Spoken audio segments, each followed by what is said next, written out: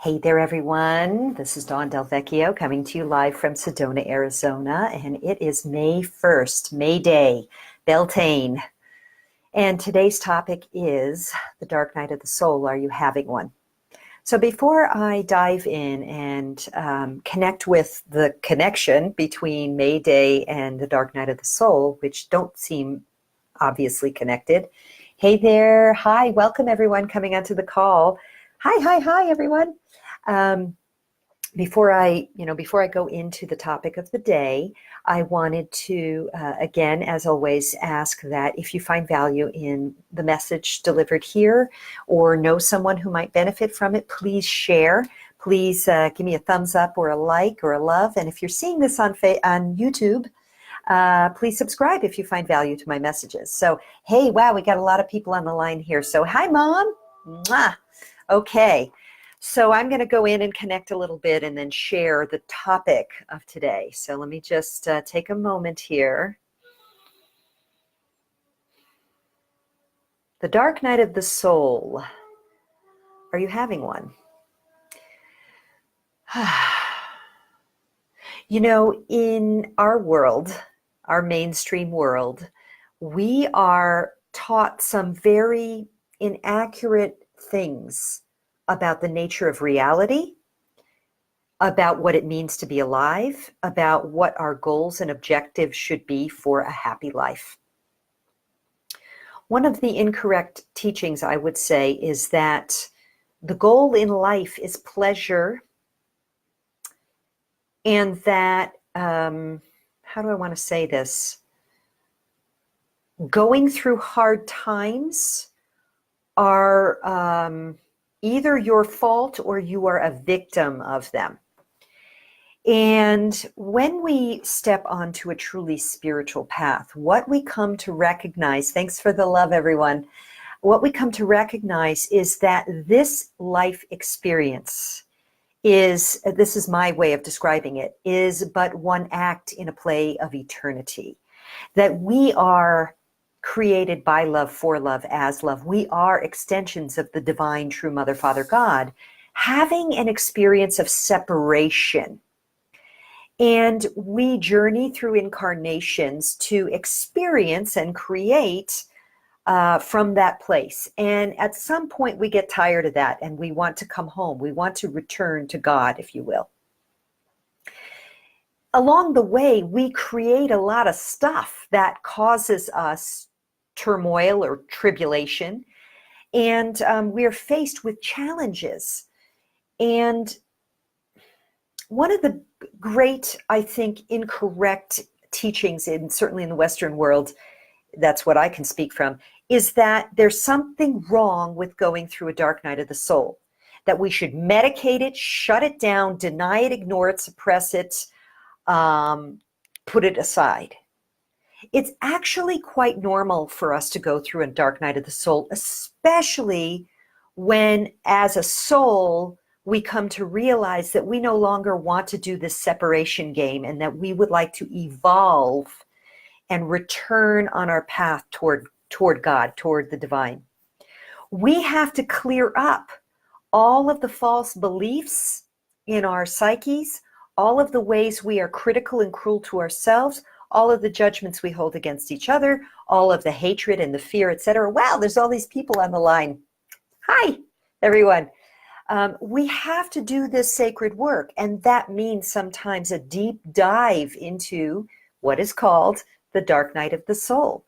I think it does humanity a tremendous disservice to pretend that we could go through life without these periods of great, deep, soul-searching pain. And the pain is not karmic punishment. The pain is not the punishment from a vengeful God. The pain is not an unfair cruelty perpetrated upon you by another. And I want to make a refined distinction here. There is some incredible cruelty unfairly perpetrated upon groups of people in the world. That's a conversation for a different time, sort of the meta picture and the collective picture. I'm talking about individual lives right now, and I'm specifically talking to people in my community who are on a spiritual path of self-development and self-awakening, who do take personal responsibility for your stuff. And as we are journeying back to our own divine selves, as we are awakening and shaking off the sleepiness of unconsciousness and remembering and reclaiming who we are, it is, of course, going to be part of our path to go through dark nights of the soul, because we are clearing away the debris, the stuckness, the obstructions to our true divine nature, to love's presence. And in the doing of that, we are going to come up against the conditionings and blocks that were either developed in this life, given to us by the mainstream culture, parents, teachers, religions, etc., and also our incarnational crap, basically. So there are some core areas that we all will at times face, and some of us more than others. So let me specify this and then see if you resonate with what I'm talking about. Some people come into this life with tremendous health challenges. It's like their bodies just are not going to cooperate with being one of these specimens of health and vitality. And I've seen the spectrum of how people deal with this, from victimization to tough, I'm going to keep going anyway, to developing compassion for it, to diving deep into the rabbit hole of the medical system and getting caught up in prescription drug medications and all of that. So health is one thing that it's like some people come in and their bodies are their soul growth lesson, and their bodies and their physical health are the thing that take them into dark nights of the soul primarily. It could be cancers, it could be chronic disease, it could be pain, it could be any of those things. So health is a big one. Relationships is the next one, and this is a big one for most of us anyway. Whether that's, I have some amazing women friends. I am blessed with amazing women friends, and some of them long for real, true, and lasting love, and they struggle with that. That is the place of their heartbreak. That's their crux, their edge of growth, their soul growth edge, where they tend to be brought into dark nights of the soul because of betrayal, because of loss, because of the inability to find that beloved mate that they can share companionship in life with. So that's another place where people will find that dark night of the soul. Another one, money.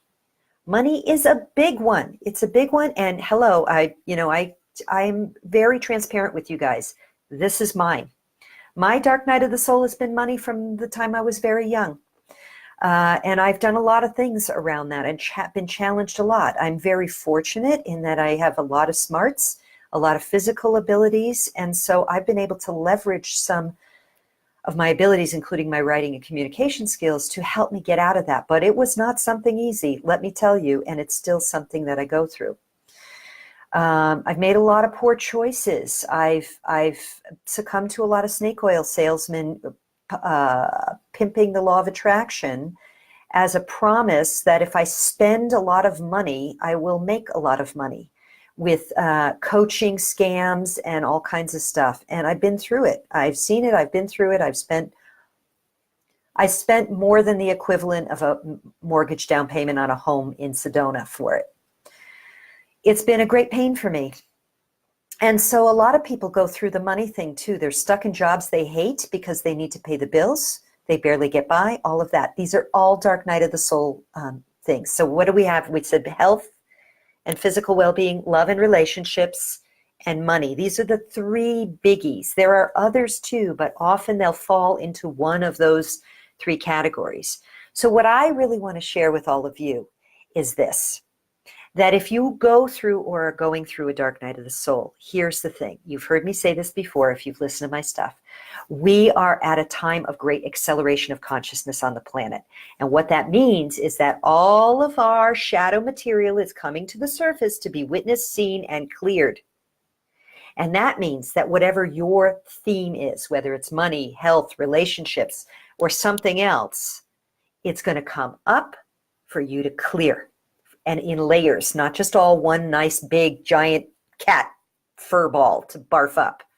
You're going to have to deal with it. And you can choose to medicate, deny, suppress, ignore, or you could say, here it is. And you know what?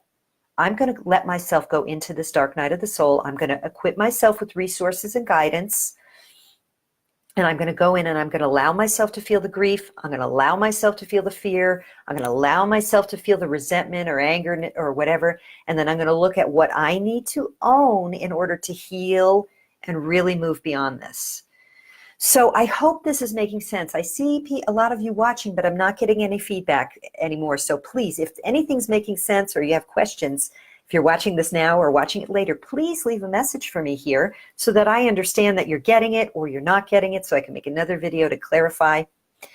And just to wrap up, I'll share a little thing that happened for me. So my dark night of the soul, or my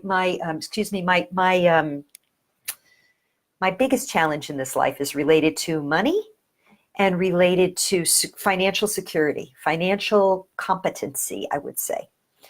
And it's been a long journey for me, and I continue on it. I've made a lot of headway. Thank you for all the love. Thank you. Yay, thank you. And it's layers. It's like peeling away layers of the onion. So I just went on a journey, a beautiful birthday celebration journey with my beloved mate and husband down to southern Arizona to the mountains. And I went deep into the woods. And when we left, thank you for all the love, thank you. And I could use it this day when I tell you this story. When we left, we had to come back into through the city, through Phoenix and some other cities. And I took a nosedive deep, because many years ago, I walked away from a beautiful remote piece of land where I had co-built an off-grid home with my now ex-husband. And I had to cut ties and run, which means he got everything. And I have suppressed my pain around that. And the pain around not yet being in a position to be able to reestablish that again in my life, financially. So I just went into this dark place of self-recrimination and regret and unforgiveness toward myself. And it was very painful, and I knew I was doing it. And you know what? I wasn't going to suppress it or deny it anymore or try and make justifications for why I shouldn't feel this way. I let myself go in fully. And it was very hard for my husband, because I was like, you can't come here with me and there's nothing you could do to help it. You just let me be. Now, I tell you this with the assumption that you are at a level of your own personal and spiritual growth that you understand. I didn't go there for a pity party. I went there to face it and to look at that dark shadow in the valleys of the shadow of death. Not because I was going to camp out there forever, folks, but because I needed to walk through that.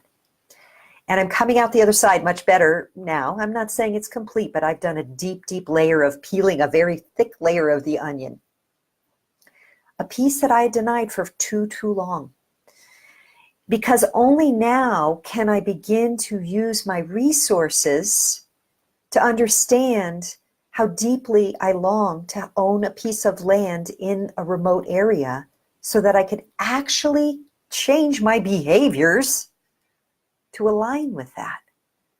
But as long as I was ignoring it, denying it, not feeling it, suppressing it, putting it aside, I couldn't really face the grief around having lost that beautiful piece of land. Let it go. Chose to do that, yes.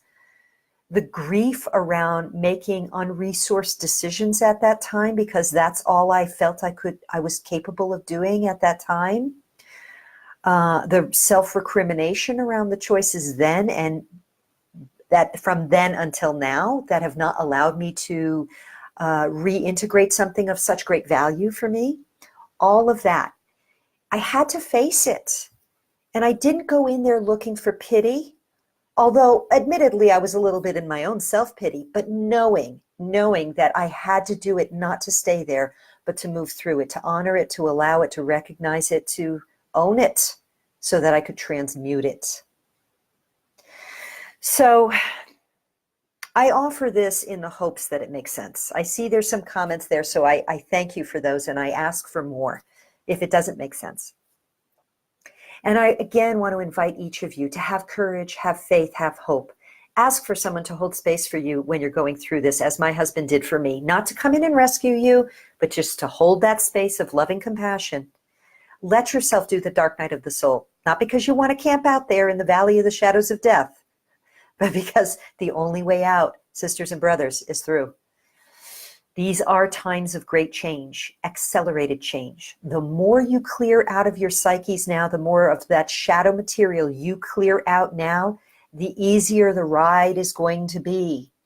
And you will find that those who are unwilling to do their inner work, those who are committed to being in victim stance, who are committed to a polarized or dualistic perspective of the world, are not going to fare well in these times ahead. And you may sometimes be the brunt of their rage. I've been that too. And this is where we have to do our inner work, so we forgive ourselves and forgive them, because going down in the battlefield is not going to help. Going down into the shadow of our own psyches, however, will, as long as we know that we're doing it to witness what's really there and to clear it from our psyches. Sometimes it's incarnational. Sometimes you won't even understand what it is. Sometimes it's early childhood trauma. Sometimes it's what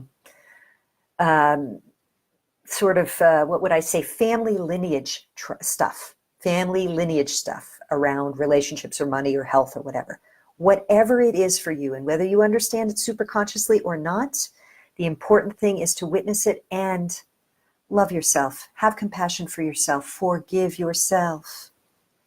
In the recognition that you have been in this difficult human incarnation where you've been trained to project all of your fears and resentments and negative beliefs about yourself outward, and where you've been trained to not look at the shadow.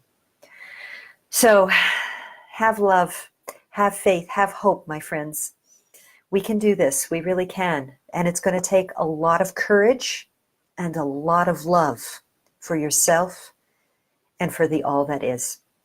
Okay, I can go on, but I know this has been a long one already, and I thank you for those of you who've stayed with me. And again, please, if you found value, give this a thumbs up, share it, like it, add a comment below.